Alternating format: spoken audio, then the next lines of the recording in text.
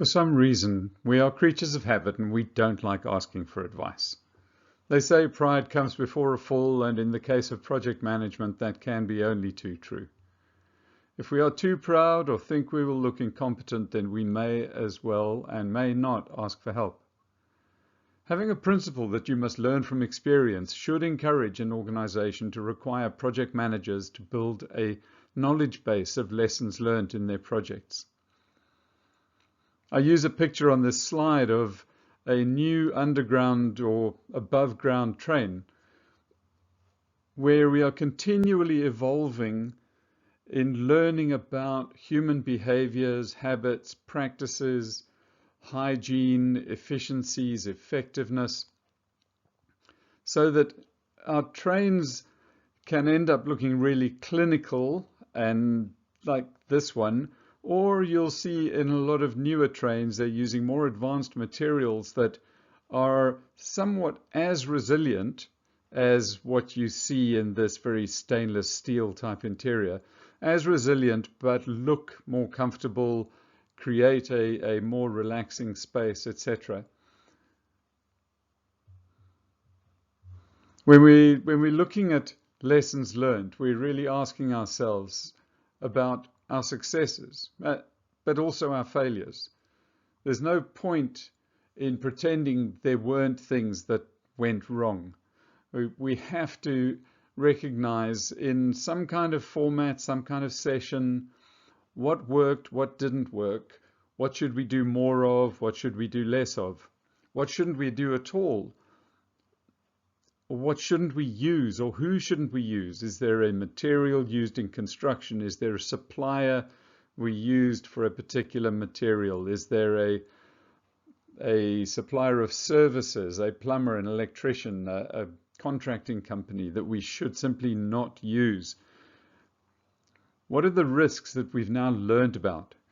These things that didn't work, what now do we put into the next risk log? What do we carry in this risk log, and what do we leave behind in some kind of repository that says, beware, here be dragons?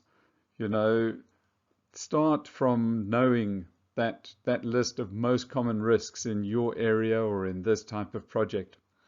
As well, that when people are doing the planning for the next project, when you're planning for your project, do you already know the assumptions that were made in previous projects which turned around to bite people? Do you know in your document you can see some assumptions that have been written there which you have to immediately go out and prove them right or wrong, because an unqualified, untested assumption is by definition a risk. Maybe a low probability risk, maybe a low impact risk, but an assumption does represent something of a risk. And then as well, from lessons learned, what are the dependencies? What did previous projects that looked similar get tripped up on? What did they end up waiting for that they thought would be ready when they needed it, but it wasn't? Was it something that would normally be there, or was it another project that was going to produce what they needed, but they didn't know that it had to be produced by another project? They thought it was just going to be on the shelf and they would go and get it off the shelf.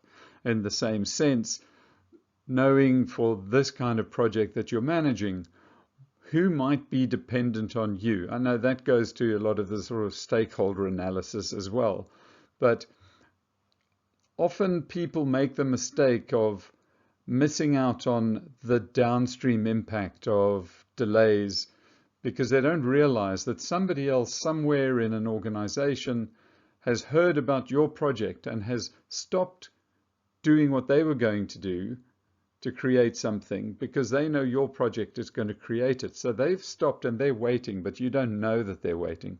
So you could make rescheduling decisions without any recognition of your impact on them. So the way that you're doing this is, do you hold retrospectives? Do you have lessons learned workshops, meetings? Do you collect all of the issue reports and the risk reports and how which risk events actually came to pass, or how were they managed, how were certain risks effectively mitigated. Collecting templates from other projects, templates from our PMO, from our standards body, our governing body, the results of audits of previous projects. Have they been financially audited or audited for their quality processes or what have you? And can you get hold of the outputs of those audits? And those audits being the findings and recommendations that came out from them. And then as simple as you as the project manager going and having coffee with various people who were stakeholders in other projects that were similar. Maybe other projects that weren't similar but were in a same division or department or same customer, and you just want to go and have a cup of coffee and discuss anecdotally what you might need to be aware of. So that's what we're doing with this lessons learned, this learning from experience as a principle, is a principle that should be applied regardless of the methodology you're using. But PRINCE2 says if you're not learning from experience, it's not a PRINCE2 project.